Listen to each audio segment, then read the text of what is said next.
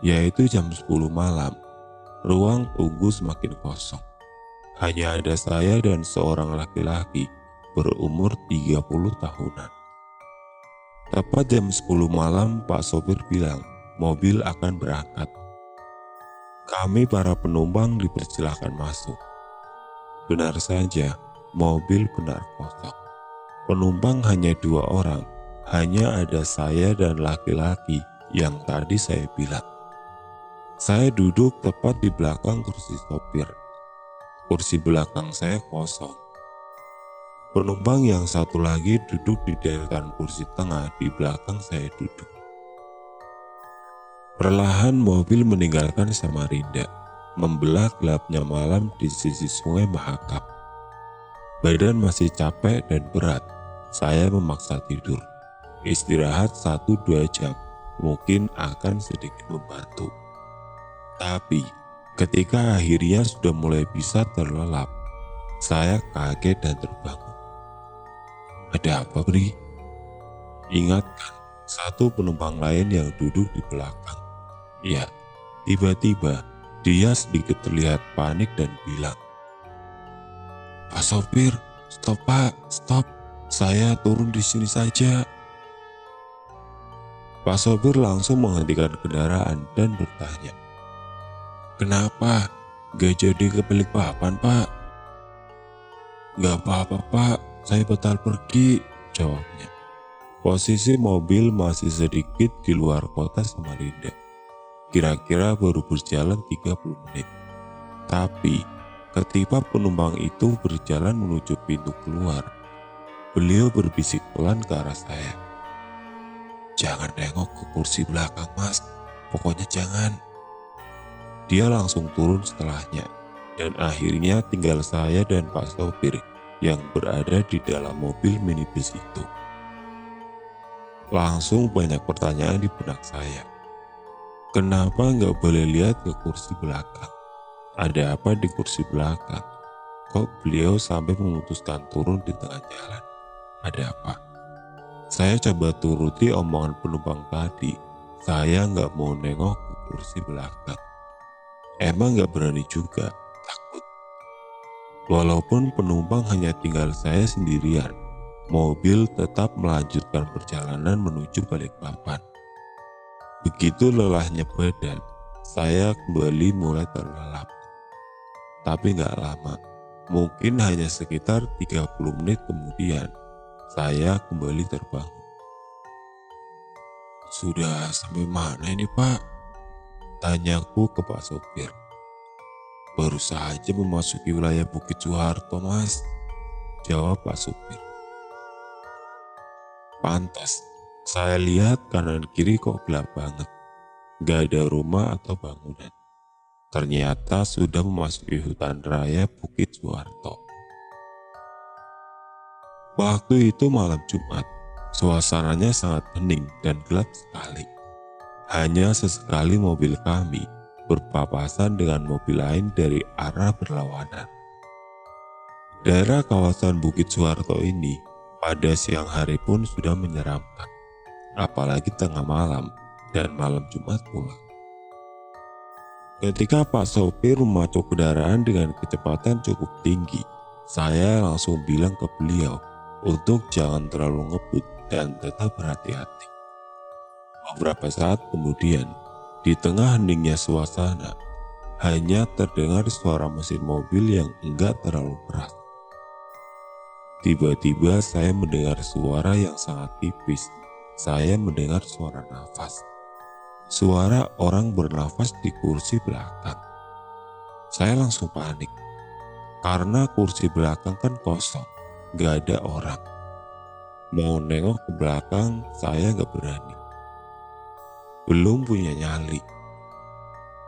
Saya menarik badan dan duduk agak maju ke ujung kursi, gak lagi bersandar.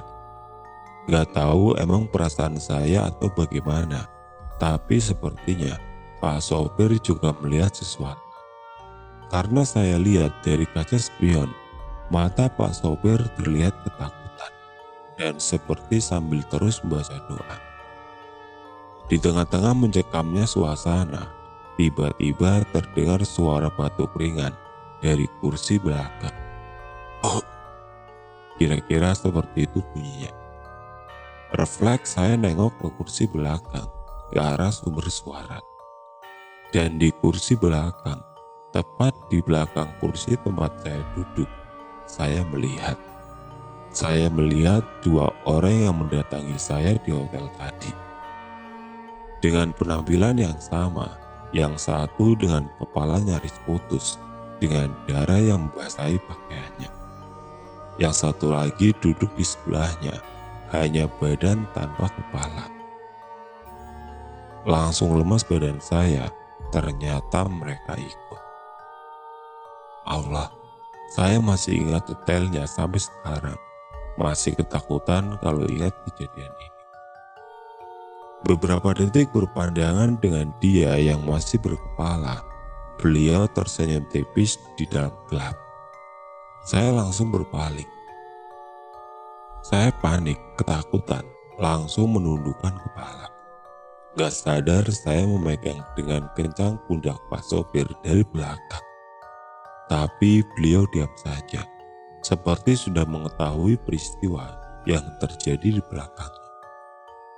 Beberapa menit kemudian saya merasakan kalau mobil berbelok ke arah kanan jalan dan berhenti. Saya dongakkan kepala, mobil berhenti di depan warung kecil yang sudah tutup. Mas, kita turun dulu di sini mas.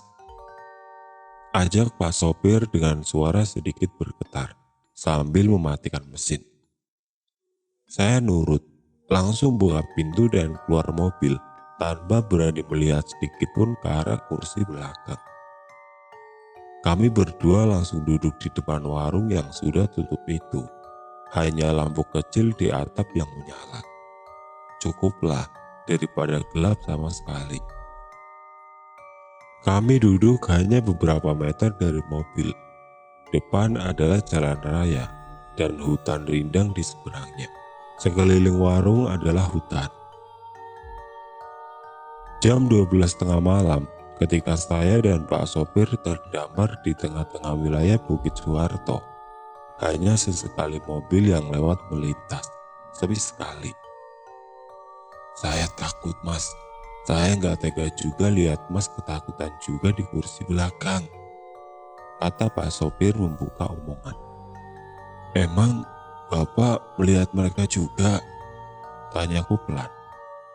Saya lihat dari spion, waktu masnya masih tidur pun, mereka sudah ada. Saya sudah lihat duluan. Waduh, karena saya nggak mau lama-lama terdampar di situ. Akhirnya sekali lagi saya telepon Om Denny, bodoh amat. Om, tolongin om. Saya langsung bilang gitu ketika Om Denny mengangkat telepon di ujung sana. Setelah saya cerita semuanya, Om Denny malah ketawa, ngeselin. Kemudian Om Denny nyuruh untuk meletakkan HP saya di dalam mobil. Beliau mau coba berkomunikasi dengan mereka. Dengan berat hati saya turutin kemauannya. Tanpa melihat ke kursi belakang, saya letakkan HP di kursi tengah mobil. Setelah itu saya tutup pintu dan kembali ke tempat semula. Cukup lama Om Denny berkomunikasi. Saya hanya bisa menunggu dengan sabar dan penasaran.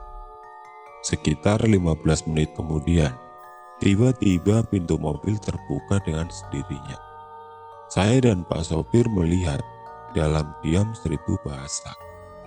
Kemudian tiba-tiba terlihat dua orang keluar dari mobil. Orang yang tanpa kepala turun belakangan. Mereka berjalan pelan menuju jalan raya dan menyeberanginya. Saya dan Pak sopir melihat kejadian itu semua, sampai mereka berdua menghilang di rindangnya hutan raya Bukit Suharto. Setelah tenang, saya langsung ambil HP, dan saya kembali bicara dengan Om Denny. Udah Bri, mereka udah pulang. Kamu gak usah takut lagi. Langsung lanjutkan perjalanan ke Balikpapan sekarang ya. Hati-hati, itu kata Om Denny. Kira-kira apa yang Om Denny bilang ke mereka? Saya sih tahu. Saya langsung ajak Pak sopir untuk melanjutkan perjalanan menuju Balikpapan. Kali ini saya nggak mau duduk di belakang. Saya duduk di sebelah Pak sopir. Di dalam perjalanan Pak sopir cerita kalau beliau ini ternyata sudah hampir 20 tahun jadi sopir travel Balikpapan sama Dinda. Jadi setiap ada kejadian heboh di Bukit Suharto, dia pasti tahu. Terus dia bilang, sekitar 1 tahun sebelumnya terjadi pembunuhan di wilayah Bukit Suharto. Ada mobil yang dirampok. Seorang penumpang dan sopirnya dibunuh. Salah satunya ada yang kepalanya dipenggal sampai putus. Sebelum dibunuh, korban menginap di hotel tempat saya menginap di Samarinda itu. Tanpa pernah check out karena keburu meninggal. Kira-kira begitu cerita dari Pak sopir. Entahlah kalau mengenai kebenarannya, saya nggak tahu. Sesampainya di Balikpapan, saya langsung menginap dan beristirahat dengan aman dan tentram di hotel dekat Bandara Spigat.